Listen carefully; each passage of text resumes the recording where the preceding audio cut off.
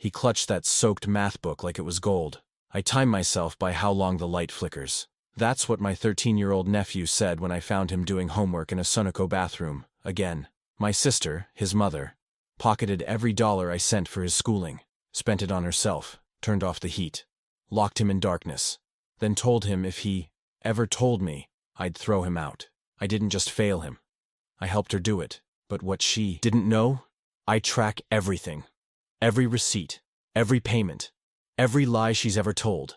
And while she's busy smearing my name, I'm building something else. A paper trail she'll never outrun. Tick-tock. My name is Daniel Mercer, and I'm 45 years old. After 20 years of factory work and careful saving, I've built a life centered around my modest 2-bedroom home and my nephew Ethan. My sister Sarah's boy, just 13, reminds me of myself at that age. Methodical, quick with numbers, keeping his cool when others wouldn't. These days, I find peace in our evening routine. The kettle's whistle, lemon-scented counters, and the steady hum of my reliable old Frigidaire. Sarah, though, she's got a gift for turning every tight spot into an opportunity, bristling whenever I question her spending or set boundaries around money. What she doesn't know is I've kept every receipt, every bank statement, every text, old habits from my union shop days. I thought tracking dollars meant tracking truth, but let me start from the beginning. It started on a Tuesday night in October. You know the kind, where autumn's already got its teeth in deep, sending folks hurrying between puddles of streetlight with their collars pulled high. I was settling in with my evening coffee when Ethan shouldered his backpack by the door. "Library time?" I asked, same as always. He nodded.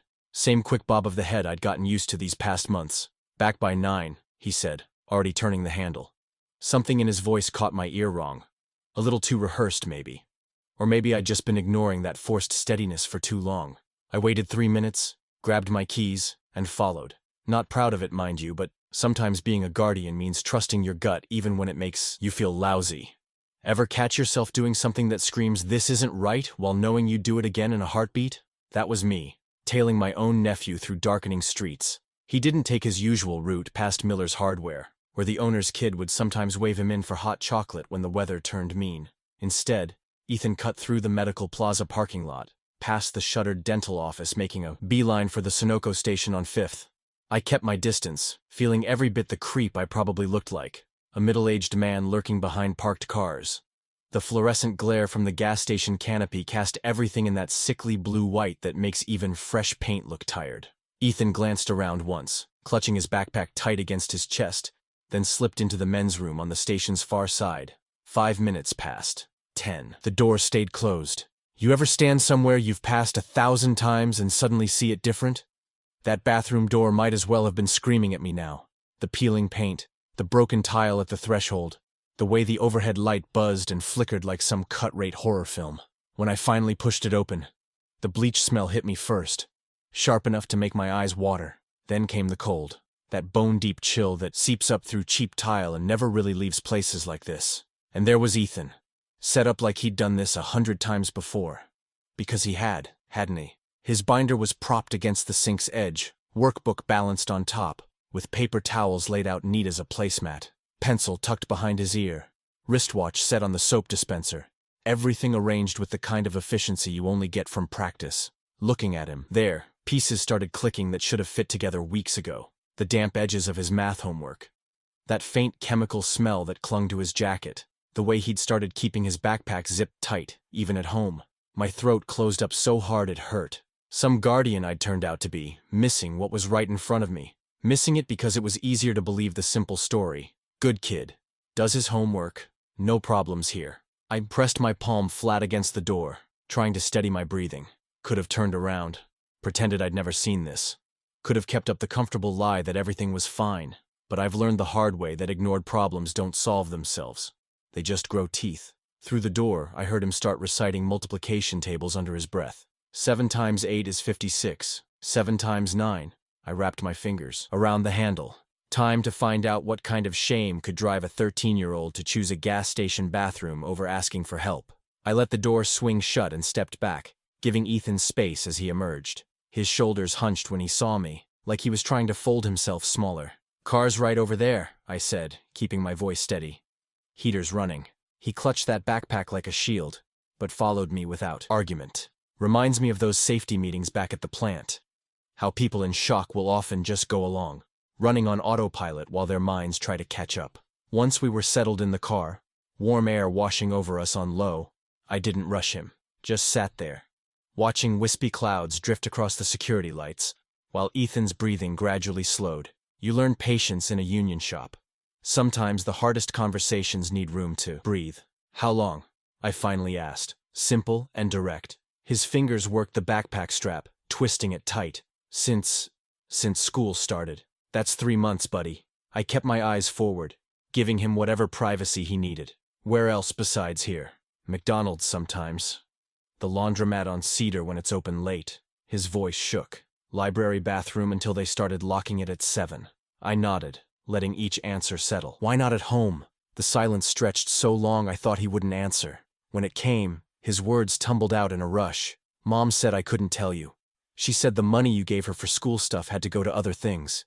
Important things. He swallowed hard. But then the heat got turned off. And the lights, and there's no desk or anything anymore. And she said if I told you, you'd... His voice cracked. She said you'd throw me out. That you only took me in because she made you promise. Christ. Every word hit like a hammer, breaking something new inside me. All those careful arrangements I'd made, all those support checks I'd written, thinking I was doing right by the kid. And the whole time, my own sister had been... What? Pocketing it? Leaving him to freeze in the dark while feeding him lies about me? You know that special kind of humiliation that comes from realizing you've been played? That's what was burning through me right then. But Ethan didn't need my anger or my shame. He needed certainty. I turned in my seat to face him properly. Look at me, Ethan. I waited until he did. That house is your home. Has been since day one. Will be tomorrow. Next week. Next year. Nothing you tell me changes that. Nothing your mom says changes that. You understand? He nodded, but his hands were still trembling. Here's what's going to happen, I continued. Tonight, we're going home. You'll take the couch, get some real sleep. Tomorrow morning, before school, we're hitting Office Depot. Proper desk, supplies, whatever you need. No more bathrooms, no more hiding. That's promise number 1. But Mom, let me worry about your mom.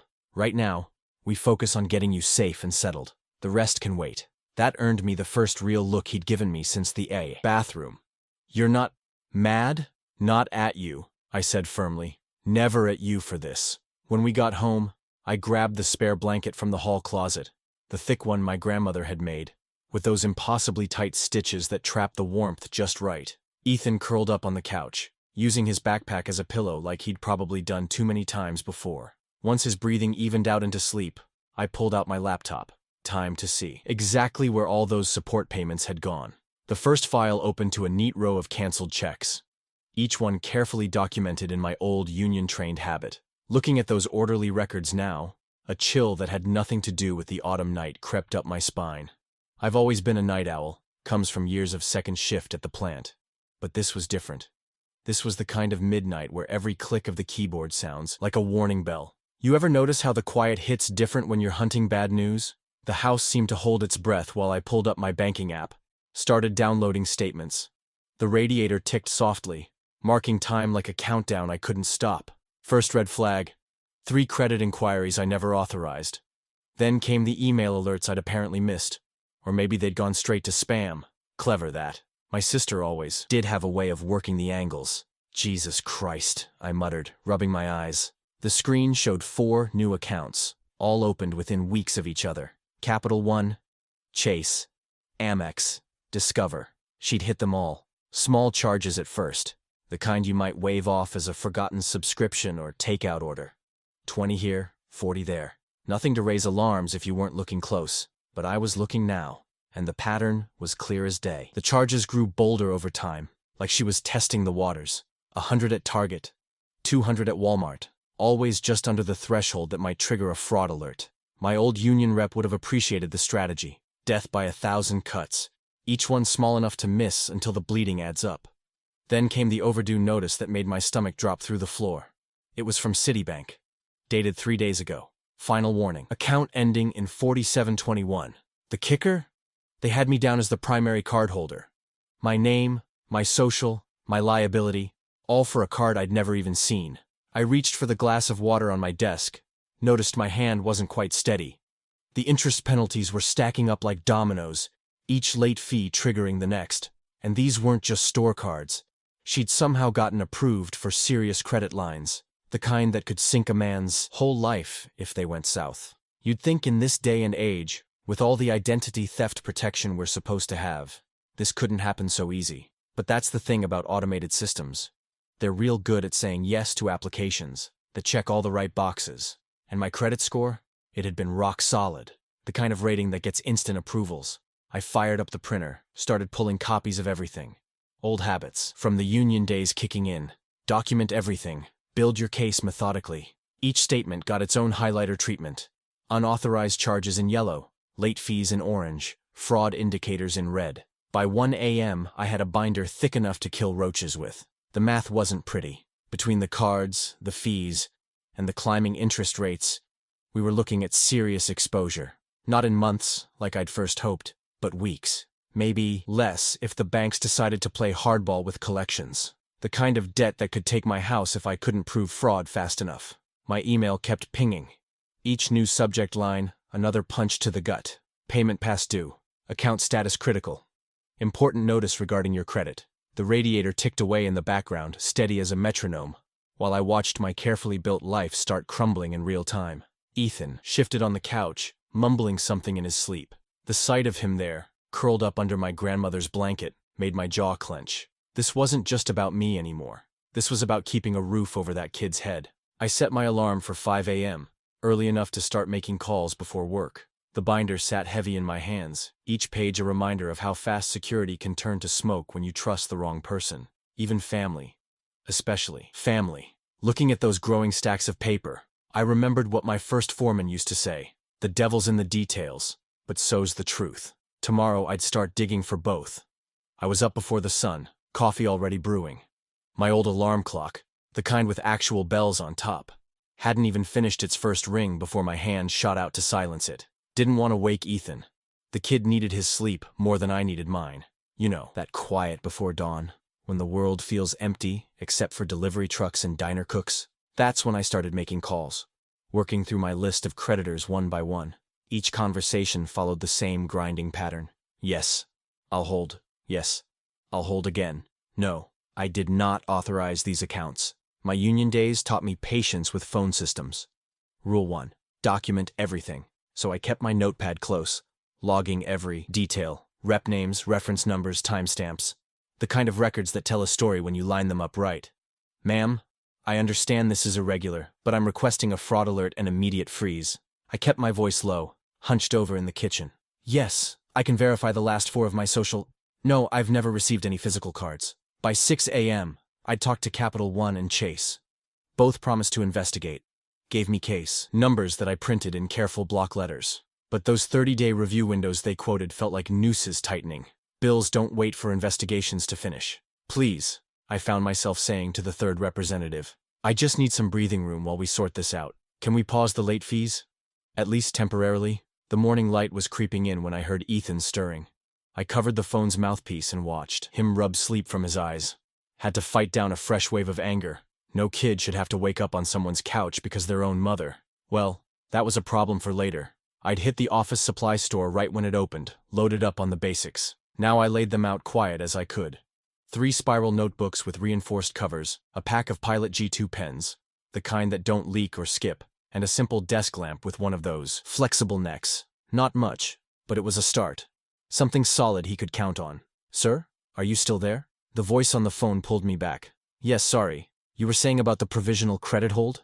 Amex was being stubborn about freezing anything without a police report. 20 minutes of circular talk had my jaw clenching, until I finally played my trump card. I need to speak with a supervisor. Now, you learn things in union negotiations, like how to be polite but immovable, how to make it clear you're not hanging up until you get what you need. The supervisor came on after only 3 minutes of hold music. I appreciate your position, I told her, but these charges are fraudulent, and I've got documentation to prove it. Now, I can either get a case number and temporary hold from you today, or I can have my lawyer contact your fraud department directly. Which would you prefer? That did it. Finally got my paws on fees and another reference number to add to my growing collection. Small victories, but I'd take them. When I ended the call, my phone buzzed with a waiting voicemail. My sister's name on the screen made my stomach tighten. Hadn't heard from her since Ethan came clean about the bathroom studying. Her voice dripped honey when I pressed play. "Danny, we need to talk about what you're doing with my son." A pause, then the barb. "Some people are asking questions about abuse. I'm trying to protect you here, but you're making it difficult." The message ended. My hand gripped the phone so hard the case creaked. Years back, I'd watched her pull this same move on her ex during their custody fight. Whispered rumors, carefully worded accusations, the kind of mud that sticks even after you prove its lies. Now she was aiming that weapon at me. I looked over at Ethan, already starting his homework at the kitchen table. Brand new pen moving careful and sure across clean paper. The sight steadied me, reminded me what I was fighting for. My phone buzzed again. Another creditor calling back. I took a deep breath and answered, pen ready. The morning was still young, and I had more calls to make. I played that voicemail 3 times, each pass making my blood run a little colder. The way she worked concerned neighbors into it. How she sprinkled in words like controlling and isolation. Then came the kicker about unexplained bruises. Bruises that didn't exist outside her imagination. Remember what I said about keeping records? Well, my sister learned that lesson too, just differently. She'd turned it into an art form, twisting facts just enough to make innocence look guilty. You ever notice how the worst lies always start with a grain of truth? Yeah, I was controlling the money now. Yeah, I had Ethan staying with me. But she spun it like I was some kind of monster. My phone kept lighting up with messages. Aunt Sarah wanted to know what's really going on. Cousin Mike had heard some disturbing things. Even my mother's bridge partner felt the need to weigh in. Each text carried echoes of my sister's story, carefully planted and lovingly nurtured. "Uncle Dan?" Ethan's voice pulled me back. He was still at the kitchen table, but his new pen had stopped moving. "Everyone's posting weird stuff about you online. Should we say something?" I set down my coffee and pulled up a chair. "Listen, buddy. Your mom's good at making noise. Always has been. But here's something I learned in the union. Sometimes the smartest move is to keep quiet and keep working." I tapped his notebook. "Let them talk. We'll let the truth do our talking later." He nodded, but I could see the worry in how he gripped that pen. I could tell them about the bathroom. "Not yet," I said. "That's ammunition we save for when it counts." The word choice made me wince, but Ethan seemed to get it. He went back to his math problems while I opened my laptop. You know what's funny about liars? They forget that digital breadcrumbs don't wash away. Every nasty text, every timeline hole, every bank transfer. I logged it all in a spreadsheet that would make an accountant weep.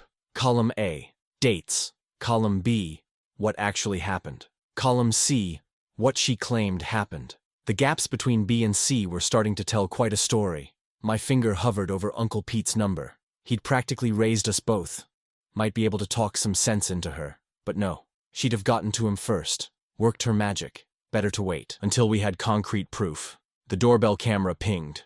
Someone on the porch, broad shoulders casting a shadow in the autumn sun. I checked the feed, then felt the first real smile in days trying to break through. Ethan looked up at the sound of my chair scraping back. "Everything okay?" "Better than okay," I said, heading for the door. "Cavalry's here." I turned the deadbolt and pulled it open.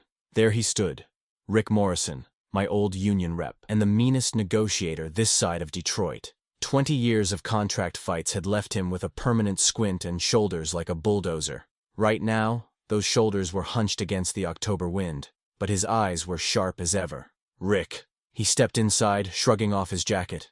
The smell of motor oil and cigarettes followed him. Same as it had that time he helped me fight off a wrongful termination. Same as when he stood, witness at my house closing. Some things don't change, thank God. I didn't have to explain. Rick was already pulling a manila envelope from his jacket, spreading documents on my coffee table. "Heard through the grapevine," he said. "Figured you could use some backup." The knot in my chest loosened just a fraction. Sometimes one word, one name, can change everything. Rick meant experience. Rick meant someone who'd seen every dirty trick and knew how to counter them. Rick meant I wasn't alone anymore. He looked over at Ethan, then back to me, raising an eyebrow. I nodded. Whatever came next, we had to handle it careful. For the kid's sake. Rick understood.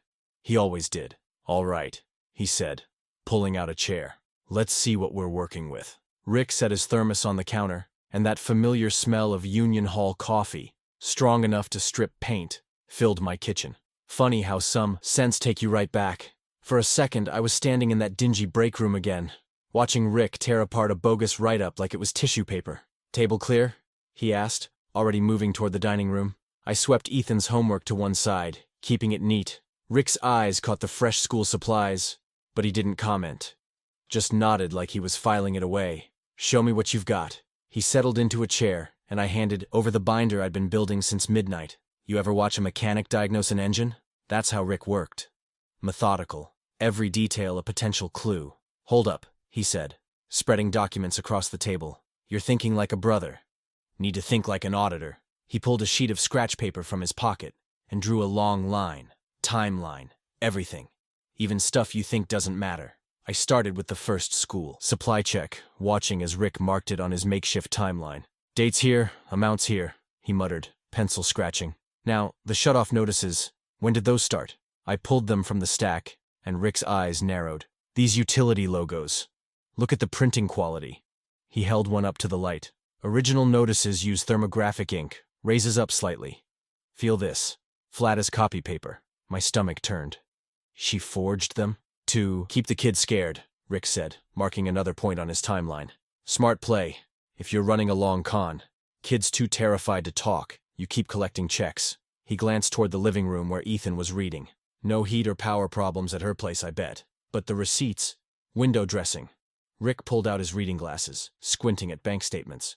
"Watch the routing numbers. Money goes in here." His pencil tapped one account, then splits 3 days later. Every time. He traced the pattern through months of transactions. Classic shell game. Main account looks clean, but there's always a shadow account catching the real cash. I remembered my sister's new car, the weekend trips she'd mentioned, all while Ethan did homework under fluorescent lights, timing himself with a dollar store watch. Rick worked like a man assembling evidence for a grievance hearing. Each document got a sticky note. Exhibit A, forged utility notice. Coercion. Exhibit B, bank transfer pattern, fund diversion. Exhibit C, credit line application, identity theft. The timeline filled with arrows and circles, a map of betrayal drawn in sharp pencil strokes. "System," Rick said, tapping the paper. "That's what we're seeing. Forged notices keep the kid quiet. Hidden account catches the money. Credit cards build a buffer for when questions start." He leaned back, coffee cup empty. "She's good. But systems leave trails. What's our play? This case needs sunlight." Rick started sorting documents into piles. "File the credit disputes today. Certified mail, return receipt, keep every original safe. Courts love paper trails." He reached for his thermos. "But first." My phone lit up. Unknown lender. Rick's pencil stopped mid-tap. "Don't tell me," he said. "You've been answering these?" I nodded, and Rick's expression turned grim. He reached for the phone, but I already knew what he'd say next. "Some lessons you learn the hard way, and some you're lucky enough to learn from watching others fight the same battles." The phone kept buzzing, each ring another thread in a net I hadn't seen being woven. Rick's timeline lay between us, each mark a step toward clarity, or maybe toward something worse. The coffee smell hung thick in the air, bitter as betrayal and familiar as old fights. Rick's hand shot out, catching my wrist before I could answer the phone. "Speaker," he mouthed. "Smart. Having a witness changes everything." I tapped the speaker icon. "Daniel Mercer speaking." "Mr. Mercer, this is Sandra from Capital Credit Services." The voice had that practiced blend of courtesy and steel. "I'm following up on your fraud claim from this morning." "Yes, thank you." I kept my tone steady, professional. Rick nodded approval. "I need to inform you that while we've placed a provisional hold on collection activities, you have 30 days to provide complete documentation supporting your claim.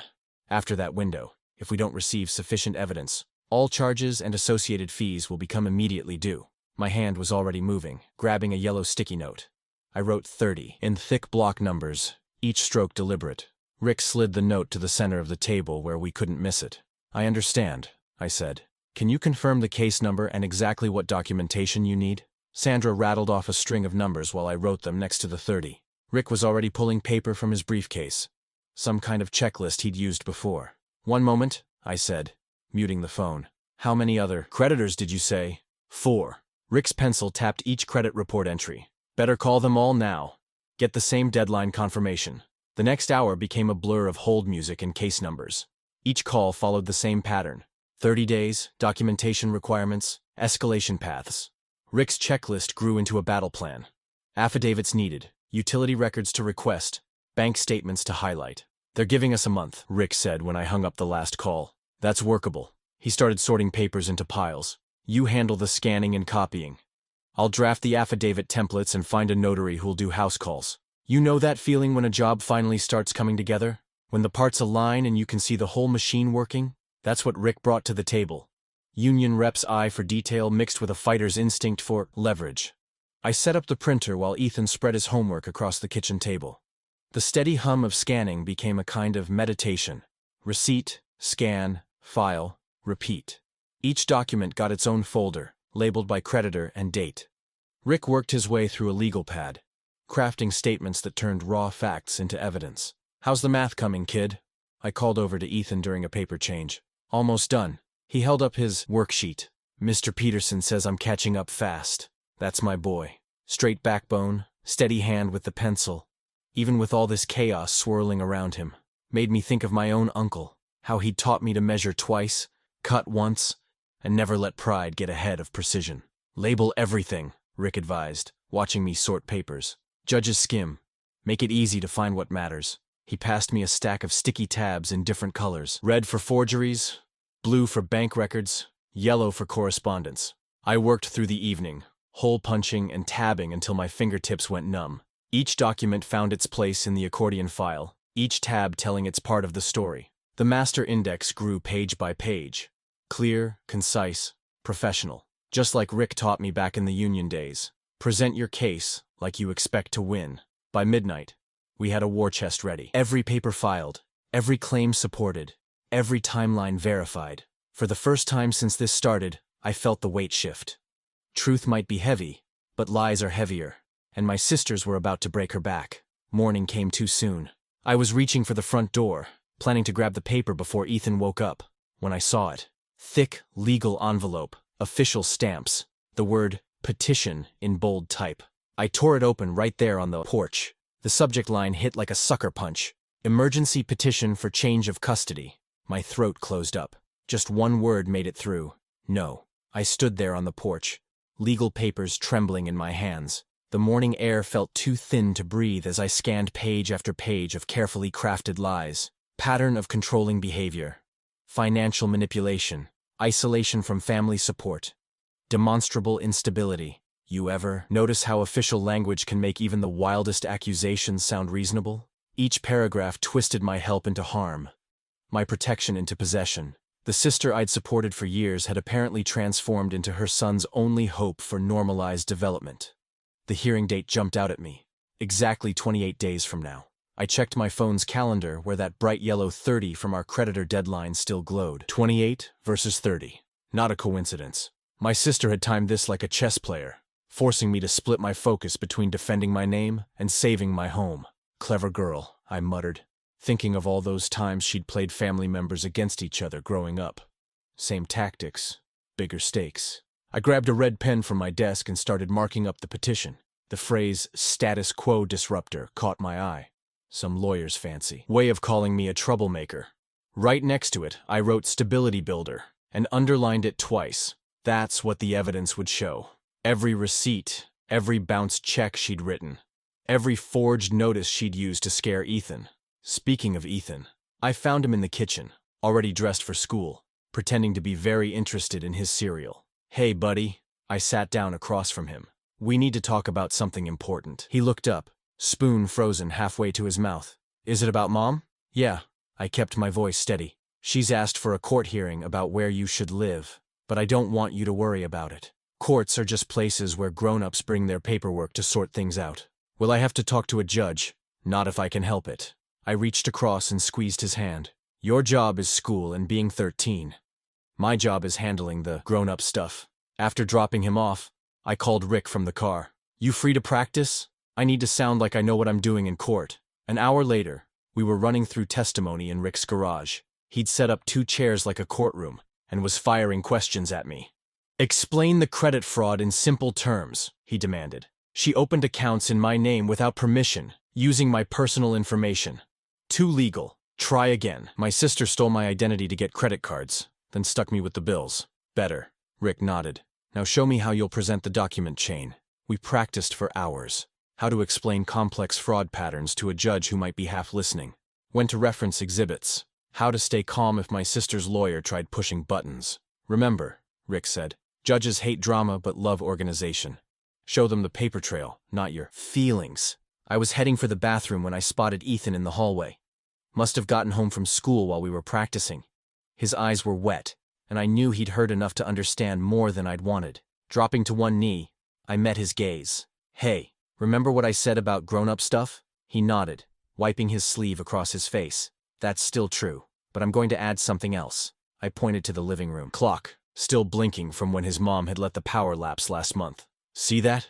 Every time it blinks, it's like it's counting down to things getting better.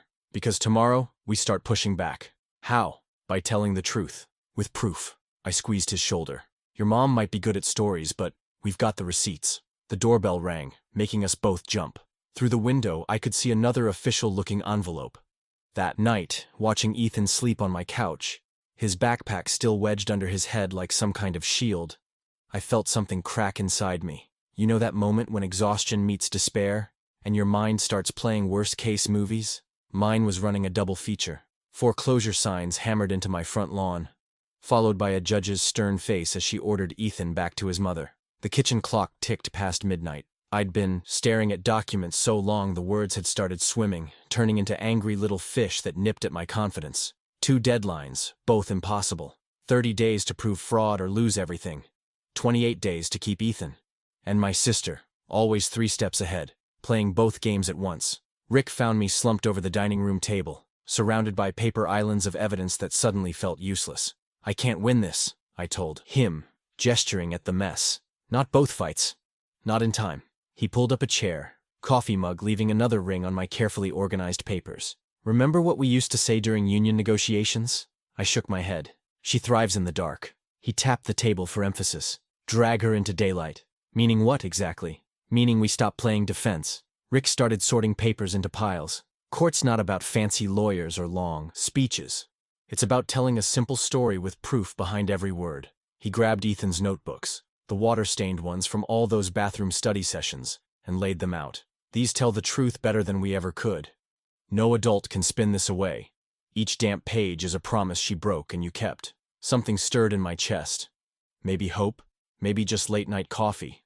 But I sat straighter. Think like a judge, Rick continued. They want 3 things. Clear exhibits, short sentences, and a story that makes sense. We've got all 3. He pointed to my sister's forged utility notices. Exhibit A. She created fake shutoffs to keep Ethan scared.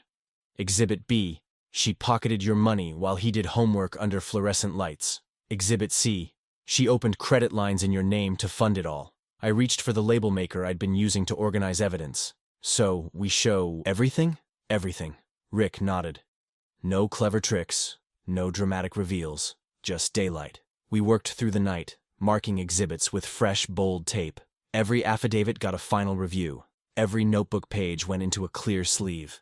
I even printed copies of the gas station's security footage, showing Ethan's regular visits to that bathroom desk of his. Around 5 in the morning, I packed it all into a sleek attaché case Rick had brought over. Professional, he'd said, but not flashy. The kind of case that said its owner kept receipts. When dawn broke, I woke Ethan with a bowl of oatmeal and what I hoped was a confident smile. Big day, buddy. But remember what I said about courts?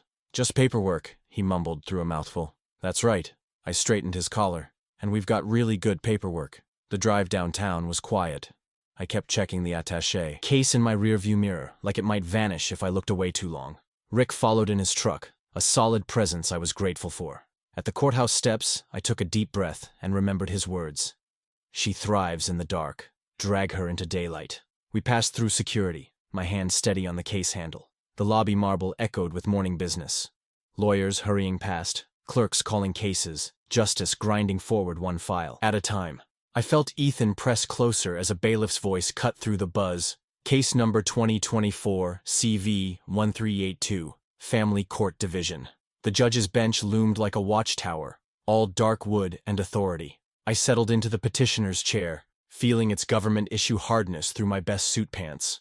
Rick had made me wear the suit. Said it showed respect without trying too hard. Now I was glad for it as I arranged our exhibits, each one labeled and indexed like machinery parts in the old union shop. You ever notice how courtrooms have this smell? Like old paper and nervous sweat, with undertones of wood polish and what-ifs. I breathed it in, waiting for Judge Martinez to finish reading our filing. Her reading glasses perched low on her nose as she scanned the introduction. "Mr. Mercer," she said finally, looking up. "Please establish your relationship with the minor child." Cleared my throat. "Yes, Your Honor. I'm Ethan's maternal uncle. I've been helping raise him since January last year. When my sister, I caught myself, remembered Rick's coaching. When the respondent asked for assistance during financial hardship, the judge nodded. And the nature of that assistance? Monthly support payments, Your Honor. For school supplies, utilities, basic needs. I pulled out our first exhibit. I've maintained records of every transaction. My hands stayed steady as I walked the judge through our timeline. Bank statements first, showing regular transfers to my sister's account. Then the credit alerts. Those had started hitting my inbox like torpedoes 3 months ago. I presented letters from 5 different issuers, all confirming frozen accounts pending fraud investigation. "Your Honor," I said, "I never opened these credit lines. Never authorized them. Never saw a single statement until the collection notices arrived." The sister's lawyer, some young guy in a sharp suit, shifted in his chair. I could feel him itching to object, but everything was documented. Every exhibit properly labeled. Every foundation carefully laid. "And these," I continued, pulling out the utility notices, "are what the respondent showed Ethan to keep him quiet." I placed them side by side with my cleared checks for the same bills. "She created fake shutoff warnings while cashing my payments into a separate account." A murmur rippled through the gallery. I didn't look back, kept my focus on the judge. "The purpose, Your Honor, was coercion. Keep Ethan scared, keep him silent, keep the money flowing." My voice wanted to crack, but I held it together. And when that wasn't enough psychological pressure, she left him without basic study space. Which brings us to these. I lifted Ethan's notebooks onto the evidence cart. Their pages were warped from moisture, some entries smudged where water had dripped from bathroom sinks. The sister's lawyer stood up. "Objection, Your Honor. Relevance." Judge Martinez peered at the notebooks. "Basis for these exhibits, Mr. Mercer? Documentation of systematic neglect, Your Honor. These are Ethan's school notebooks, showing regular exposure to moisture. Because for months, he was forced to do homework in public restrooms. The dates align with my support payments, which were diverted instead of providing him proper study space." The lawyer sat down hard. In the gallery, whispers grew louder. I could feel the mood shifting, see it in how people leaned forward, how they looked at my sister differently now. But Judge Martinez's face gave nothing away. She examined the notebooks carefully, comparing dates to our financial exhibits. Her expression remained neutral, practiced, the kind of look that said she'd seen worse, seen better, seen it all. "Mr. Mercer," she said finally, "your documentation is thorough." She tapped her computer screen. "However, I need to verify some additional records." She turned to her clerk. "Please arrange access to the federal benefits portal." My hand tightened on our evidence binder. Federal benefits? That wasn't something we'd investigated. "Court will recess for 20 minutes while I review these materials." Judge Martinez stood, her robe settling like a final word. "Parties will remain available." The bailiff called out, "All rise." And just like that, we were in limbo. Rick's hand found my shoulder as the judge disappeared into chambers. "Steady," he whispered. "This is good. She's doing our work for us." I nodded, but my grip stayed white-knuckled on that binder. 20 minutes suddenly felt like 20 years. When court resumed, I swear you could hear every creak of wood, every rustled paper, every held breath. Judge Martinez settled into her chair like someone who'd just pieced together a particularly difficult puzzle. She adjusted her glasses, glancing between her screen and our exhibits. The pause stretched until I thought I might crack. "You ever have one of those moments where your heart beats so loud you wonder if everyone else can hear it?" "Having reviewed both the submitted evidence and federal records," she began, her tone measured but sharp, "this court has discovered information that substantially alters the context of these proceedings." She looked directly at my sister for the first time. "Ms. Mercer, are you aware that federal benefits have been claimed in Ethan's name for the past 7 months? The silence that followed was deafening. My sister's face, usually so controlled, went chalk white. "These benefits," the judge continued, consulting her screen, "have been deposited into an account ending in 4173. She glanced at our exhibits. "The same account, I note, where Mr. Mercer's diverted support payments were found." Rick's pen scratched quietly beside me as he wrote "jaw drop" in our notes, adding a tiny, precise underline. I kept my eyes forward, but I could feel the gallery behind us shifting, processing. In a town our size, news like this would spread faster than summer wildfire. The sister's attorney shot to his feet. "Your Honor, I request a sidebar to address." "Denied." Judge Martinez cut him off flatly. "Mr. Harrison, these findings come directly from federal records. They're not subject to interpretation." She turned to her clerk. "Please mark the federal benefits documentation as court exhibit A." I watched my sister's hands clench in her lap. Her attorney kept glancing between her and the judge like a man trying to choose between burning buildings. "Furthermore," the judge continued, "given the nature of these discoveries, this court will issue immediate instructions regarding the preservation of funds." She fixed my sister with a stern look. "No assets are to be moved, withdrawn, or otherwise disposed of until further order.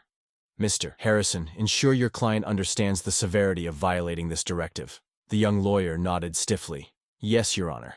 I risked a glance at Ethan.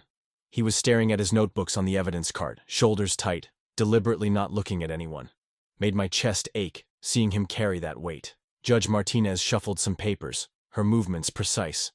"The clerk will also prepare referrals to appropriate agencies regarding the benefits issue." She paused, letting that sink in. "This court will take these matters under advisement and issue comprehensive rulings after review."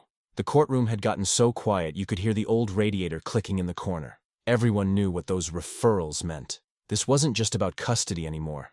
This was fraud territory. Federal fraud. I felt Rick's knee bump mine under the table, our old signal from Union. Negotiations meaning, "Stay cool. We've got this." My sister's face had gone from white to gray, her carefully constructed story crumbling in real time. The whispers had started in the gallery. I didn't need to turn around to know the looks being exchanged, the mental notes being made. In a community like ours, reputation was currency, and my sister's was burning faster than those credit cards she'd opened in my name. Judge Martinez made a final note, then looked up. "We'll recess pending rulings. Parties will be notified." She nodded to the bailiff. "Court is adjourned." The sharp crack of the gavel made my sister flinch. The sharp rap of Judge Martinez's gavel still echoed as she delivered her final orders. I'd sat through plenty of tough meetings in my union days, but nothing quite matched the surgical precision of what came next. "Having reviewed all evidence," she began, "this court finds clear and convincing proof of systematic financial exploitation." Her voice carried that particular tone officials use when they want every syllable on record. "The custody petition is denied. Furthermore, the court finds Mr. Mercer has provided a stable environment and demonstrated consistent care for the minor child." My sister's attorney shifted papers, probably hunting for objections that wouldn't matter. Judge Martinez wasn't finished. "Regarding the unauthorized credit accounts and diverted support payments, this court's findings will be provided to all affected creditors, establishing the fraud determination they required." She glanced at me. "Mr. Mercer, ensure your counsel forwards copies to each institution within 48 hours. "Yes, Your Honor." My voice came out steadier than I felt. "Finally," she continued, "this court is referring the federal benefits matter to appropriate authorities for investigation." She paused, letting that land. "Given the nature of these findings, they'll determine whether criminal charges are warranted." The gallery's whispers started like a slow leak. In a town our size, news doesn't just travel. It seeps into every crack, fills every space. By sunset, my sister's carefully maintained image would be drowning in those whispers. Rick nudged a stack of lender affidavits toward me as my sister swept past, head high but steps unsteady. The bailiff held the door as she exited. Nobody met her eyes. "Just need your signature," Rick murmured. "Court findings attached." "This kills those credit lines dead." I signed where he pointed.